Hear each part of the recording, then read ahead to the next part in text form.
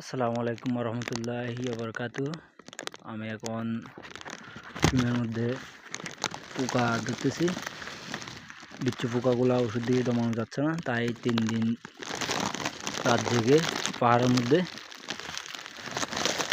পোকাগুলা খুঁজতেছি। শিমের মধ্যে থেকে অনেক পোকা 3 দিনে ধরা হয়েছে।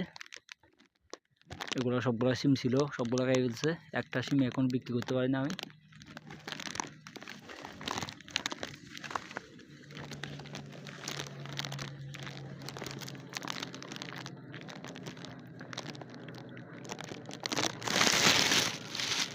এখন আপনাদেরকে বিচ্ছুগুলো দেখাবো।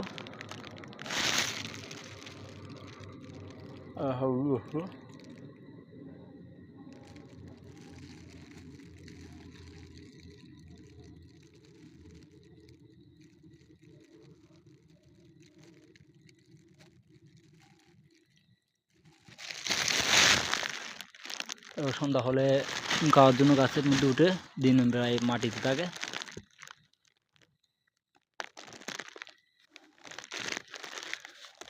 যে দেখা যাচ্ছে আকাশের চন্দ্র,